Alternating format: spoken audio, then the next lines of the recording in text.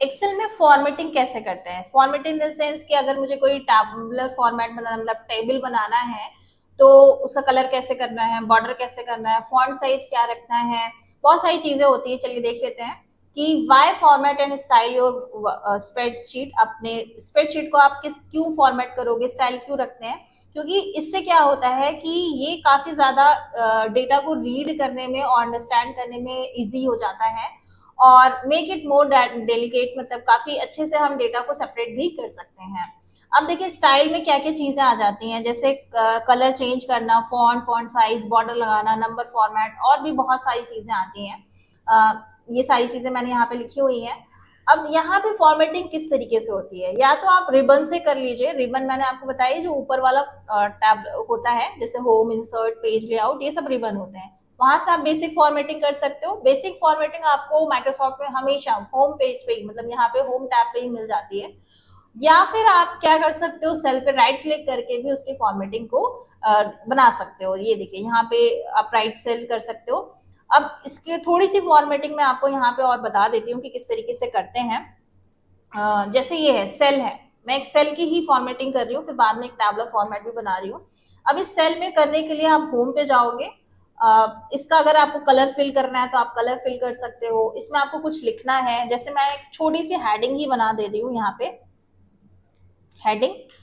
और इस हेडिंग में देखिए ये कलर ब्लैक है, इसको आप व्हाइट कर सकते हो। व्हाइट करने के बाद आप मान लीजिए यहाँ पे प्रॉपर मुझे टैबलर फॉर्मेट बनाना है, इसमें कुछ नंबर फिल करने हैं। तो टैबलर फॉर्मेट के लिए यहाँ पे देखिए फॉन्ट में आपको आएगा बॉर्डर के लिए, तो मैं यहाँ पे मैंने ऑल बॉर्डर कर दिया। बॉर्डर का आप कलर भी चेंज कर सकते हो, कि यहाँ पे कलर चेंज करने के लिए लाइन कलर आ रहा है, जिस भी कलर से आप चेंज करना चाहते हो आप उसका कलर भी चेंज कर सकते हो। मैंने पर्पल किया, ऑरेंज किया था तो ऑरेंज कलर आ रहा है।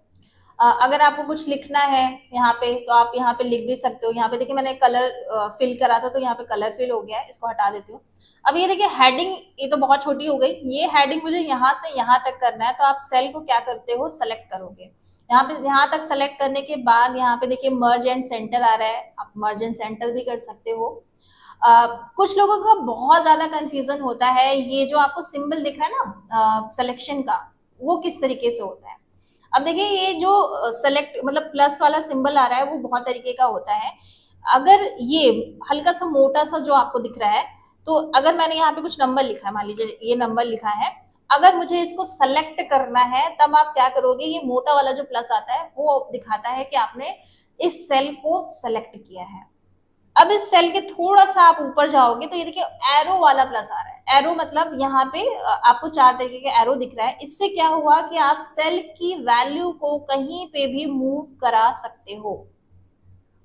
अब ये देखिए एकदम राइट में जाएंगे, यहाँ पे साइड में तो एकदम छोटा सा पतला सा प्लस प्लस आ रहा है। इसका मतलब ये होता है कि आप वैल्यू को ड्रैग कर सकते हो, कहीं पे भी ड्रैग कर सकते हो, वैल्यू वो फिल हो जाएगी। तो आई होप इसका भी कंफ्यूजन दूर होगा कि ये जो सिंबल आते हैं उसका क्या सेंस होता है। अब चलते हैं बैक अपने फॉर्मेटिंग में, कि मैंने यहाँ पे मान लीजिए कोई नंबर फिल कराया है। मैंने रैंडमली कोई भी नंबर फिल करा दिया है, रैंडमली यहाँ पे। ये देखिए एक छोटा सा टैबुलर फॉर्मेट बना दिया है। अगर आपको इसका कलर चेंज करना है, इसका फॉन्ट चेंज करना है, तो आप यहाँ से इसका फॉन्ट कलर भी चेंज कर सकते हो। तो ये एक छोटी मोटी फॉर्मेटिंग होती है, बॉर्डर लगाना, इटैलिक करना, आप इसका फॉन्ट भी चेंज कर सकते हो। ये जैसे यहाँ पे फॉन्ट आ रहा है, आप इसका फॉन्ट भी चेंज कर सकते हो, फॉन्ट साइज बढ़ा सकते हो, इंक्रीज कर सकते हो। इसको किस फॉर्मेट में रखना है, जैसे अपर में रखना है, ये थोड़ा सा लोअर करना है, ये साइड करना है, अलाइनमेंट सेट कर सकते हो आप, ठीक है। आप चाहो तो इसमें एंगल भी लगा सकते हो कि क्लॉकवाइज लगाना है या एंटी क्लॉकवाइज लगाना है, वर्टिकली लगाना है। ये देखिए आप हाइट, मतलब ये रो की हाइट और विड्थ को भी बढ़ा घटा सकते हो, ये सारी चीजें करके। यहाँ पे मैंने यहाँ पे एंगल हटा दिया था। तो ये सारी कुछ इसमें फॉर्मेटिंग होती है, जैसे अंडरलाइन भी कर सकते हो आप। कभी कभी क्या होता है, मान लीजिए ये फॉर्मेटिंग यहाँ पे मैंने करी और सेम फॉर्मेटिंग मुझे यहाँ पे भी चाहिए, तो आप क्या करोगे, इतने सारे जो आपने स्टेप किए थे वो डिफिकल्ट हो जाता है कि आपने कौन कौन से स्टेप किए। तो इसके लिए है फॉर्मेट पेंटर। आप फॉर्मेट पेंटर से वैसे ही फॉर्मेटिंग कर सकते हो। जैसे यहाँ पे आप क्लिक करो, फॉर्मेट पेंटर पे जाके सिमिलर आपको जैसे जिस भी तरीके का आपको सिमिलर करना है आप उतनी चीज सेलेक्ट कर लीजिए, आपको फॉर्मेटिंग सेम हो जाती है फॉर्मेट पेंटर से।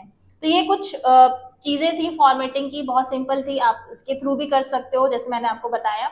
या फिर मान लीजिए आपने यहाँ पे टेबल को सेलेक्ट किया है और आप वहां से होम टैब से नहीं करना चाहते, तो आप राइट क्लिक करिए। राइट क्लिक करने के बाद भी आपको कुछ ऑप्शंस यहाँ पे मिल जाएंगे, आप वहां से भी फॉर्मेटिंग को कर सकते हैं। तो ये एक छोटा सा कॉन्सेप्ट था कि सेल को किस तरीके से फॉर्मेट करते हैं। इसके अलावा कुछ और भी चीजें हैं जो हम जब फॉर्मूले वगैरह लगाएंगे तो उस चीज को भी समझ सकते हैं। ठीक है।